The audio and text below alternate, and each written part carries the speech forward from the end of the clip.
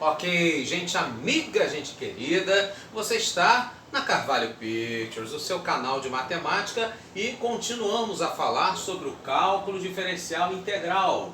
Vamos então à nossa segunda aula de limites, falando agora sobre limites infinitos. Vamos então ao primeiro exemplo.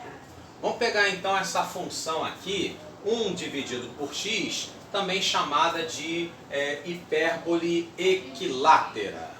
Então, quando você vai traçar, no caso, o gráfico dessa função, você vai ter aí esses dois ramos aqui em vermelho, essa função tendo aí um domínio dos reais, retirando a possibilidade de x ser igual a zero.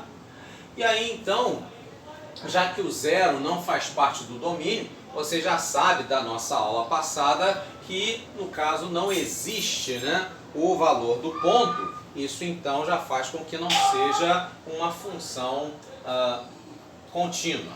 Muito bem. E aí no caso então, se nós fizéssemos os limites laterais, por exemplo, fazendo o limite dessa função para valores um pouquinho maiores que 0, 0,1, 0,2, o que aconteceria? Pegaríamos então essa parte do gráfico, que no caso aí os valores vão aumentando infinitamente. Por isso então, dizemos aí que o limite, no caso a tendência, já que esses valores aumentam infinitamente, é que seria mais infinito. Já, por exemplo, se pegamos valores um pouquinho menores do que o zero à esquerda, o nosso limite lateral à esquerda, menos 0,1, menos 0,01, nesse caso então a gente já vê que a tendência do gráfico é outra. Os valores então de y vão, no caso aí, diminuindo infinitamente. Ou seja, diminuindo infinitamente, essa tendência então, no caso, nós vamos chamar de menos infinito, o limite dessa função, quando temos aí à esquerda do zero. Muito bem.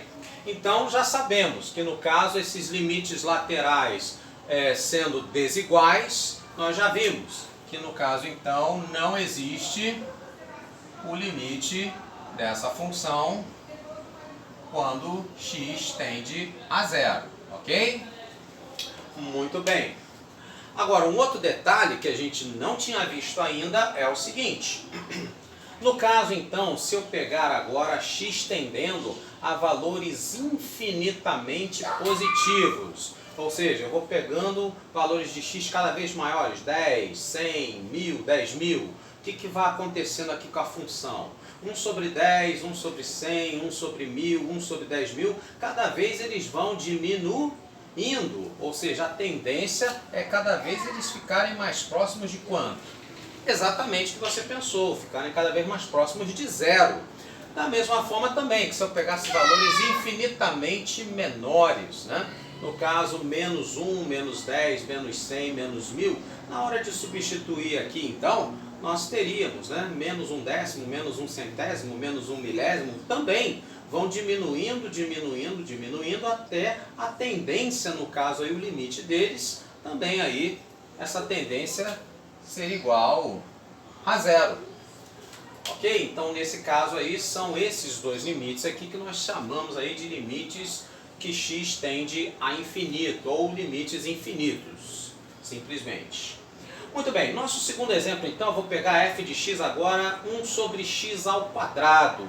Aí o que acontece? Bom, x sendo negativo, quando elevar ao quadrado, o resultado de y vai ficar positivo, ou seja, esse ramo que tinha aqui, ele joga para cima. E aí no caso então, nós teremos um limite, no caso aí a tendência, tanto faz se eu pegar a direita do zero ou a esquerda, no caso os limites laterais agora serão iguais a quanto? Sim, a valores infinitamente positivos, eles tendem então a mais infinito. Nesse caso então aqui existe o limite dessa função para x tendendo a zero, no caso aí como sendo igual a mais infinito, porque os limites laterais são iguais. Só lembrando que aqui o meu denominador não permite x ser igual a zero, está fora aí do nosso domínio. Então, se não existe a f de zero, só existe o limite no ponto, não existe o valor da função no ponto, essa função também não vai ser contínua. Tudo bem? Muito bem, e no caso aqui também os limites infinitos, ou seja, tendendo tanto para valores infinitamente menores de x, quanto para valores de x infinitamente maiores, a tendência então, né, ainda mais elevado ao quadrado, né, 1/10 ao quadrado, 1/100 ao quadrado, 1/1000 ao quadrado, é que eles vão diminuindo, diminuindo, diminuindo, até se tornarem cada vez mais próximos de quem? De zero. Pois é. Então nós percebemos aqui que tanto para essa função 1 sobre x, quanto para 1 sobre x ao quadrado, a tendência para x, no caso aí, indo para valores infinitos, seja mais infinito ou menos infinito, a tendência é a mesma, zero. E se eu tivesse 1 sobre x ao cubo, se tivesse 1 sobre x à quarta, a tendência também seria a mesma. Gráficos bastante parecidos com esse. Então, de maneira geral, podemos dizer que um limite de 1 sobre x, quando estiver elevado ao n, esse n, um expoente inteiro positivo, a gente já sabe então, tanto para mais quanto para menos infinito, essa tendência vai ser aí próxima de zero. Ok? Na prática, para que isso? Para a gente conseguir resolver esses tipos de limites aqui, limites de funções algébricas fracionárias. Como assim? Explico. Quando você tem um numerador e um denominador, ambos polinômios, um de grau m e o outro de grau n, como calcular o limite dessa função? Aí vai depender, cada caso é um caso. Por exemplo, se o meu expoente do numerador for maior que o expoente do denominador, a gente vê então que o limite tende a mais ou menos infinito, dependendo da tendência aqui de x. Vamos ver? Então aqui o nosso exemplo, limite de 4x ao quadrado mais x mais 1 sobre 2x mais 3. Pois muito bem.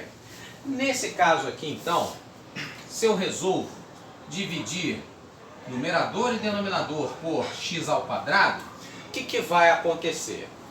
Eu passo a ter então o seguinte, o limite de x tendendo a infinito, 4x ao quadrado dividido por x ao quadrado vai dar 4. O x dividido por x ao quadrado, 1 sobre x.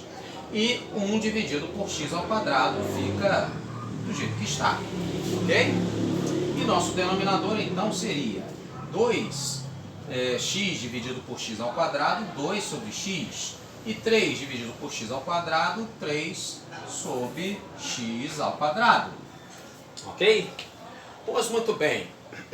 A gente acabou de ver então, né, que limite para x tendendo a mais ou menos infinito, para 1 elevado a x, perdão, 1 sobre x elevado a n, no caso aí vai tender a zero. Então, esse daqui tende a zero, esse daqui também.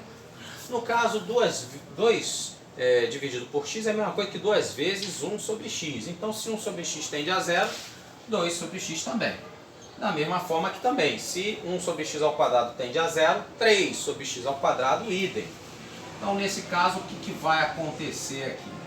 Né? Nós teremos, então, a tendência, né, de 4 dividido por um valor extremamente pequeno. No caso, então, quando você divide o 4 por um valor extremamente pequeno, ele vai inverter e vai se tornar um valor extremamente grande, no caso aí, infinitamente grande. Ok? Muito bem. No caso agora, se m, o expoente, o grau do meu numerador for igual ao grau do meu denominador aqui na nossa função algébrica, o que vai acontecer? Esse é o caso mais simples. Então você vai ter que esse limite dessa função vão ser esses coeficientes aqui de mais alto grau, A0 sobre B0. Como assim? Vamos ver aqui o exemplo. No caso então, se eu resolvo dividir por x ao quadrado em cima e embaixo, numerador e denominador, o que vai acontecer? Né? Teríamos então o limite, x tendendo a infinito, de 3x ao quadrado dividido por x ao quadrado é o próprio 3. 5x dividido por x ao quadrado, 5 sobre x. E menos 7 sobre x ao quadrado no numerador. No denominador ficaria então 2x ao quadrado dividido pelo próprio x ao quadrado, 2. 6x dividido por x ao quadrado, 6 sobre x. E por fim, 1 dividido por x ao quadrado é o próprio 1x ao quadrado. E aí a gente já viu que esses, né, 1 sobre x elevado a n, tendem a zero. Então isso aqui vai zerar, esse aqui também. Idem aqui para os denominadores, o que sobra então vai ser o 3/2. Ok? Terceiro e último caso, no caso m menor do que n, o que vai acontecer? O nosso limite então agora vai tender a zero. Vamos ver como é que é isso? Então agora, se eu divido 3x mais 6 por 2x ao quadrado mais 5x mais 1 tendendo a infinito. Se eu vier aqui no caso então e dividir no caso por x ao quadrado em cima e embaixo, o que vai acontecer? Nós teremos o limite para x tendendo a infinito, onde vai ficar 3x sobre x ao quadrado, vai ficar 3 sobre x. 6 sobre x ao quadrado no numerador. E no denominador vai ficar 2, né, x ao quadrado dividido por ele próprio, 5 sobre x e 1 sobre x ao quadrado. Pois muito bem.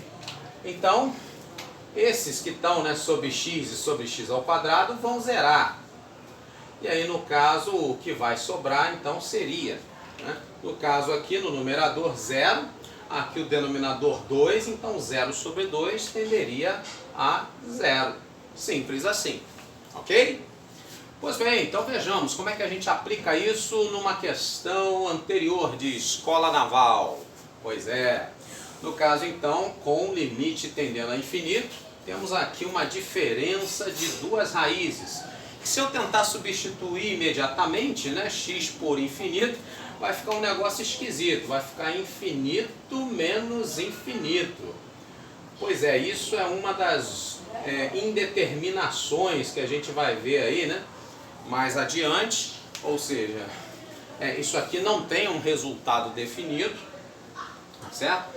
E aí então a gente tem que lançar de outros meios quando cair nessas indeterminações. 0 dividido por 0, infinito menos infinito, etc.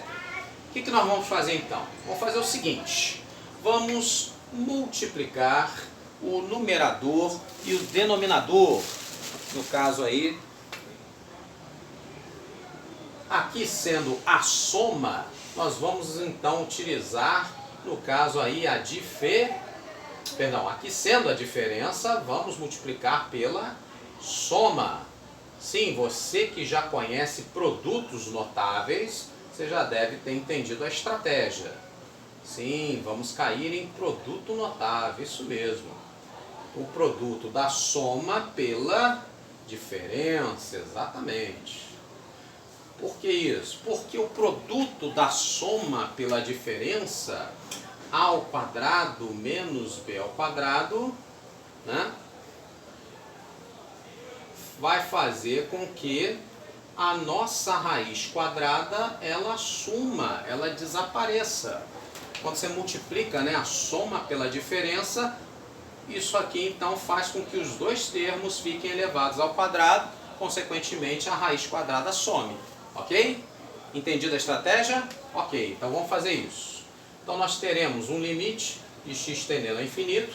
Agora, sem a raiz, vai ficar x ao cubo mais x ao quadrado em cima.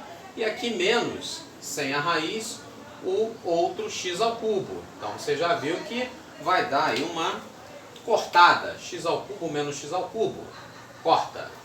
Vai ficar o x ao quadrado ali em cima. E nosso denominador vai dar a soma x ao cubo mais x ao quadrado dentro de uma raiz e mais raiz de x ao cubo. Pois muito bem, então observa o seguinte: quem é maior, x elevado ao quadrado ou x ao cubo dentro de raiz quadrada? Qual seria o maior grau aqui de polinômios? Pois é, né? Aqui o x está elevado ao quadrado, aqui x vai estar elevado a quem? A 3 meios, né?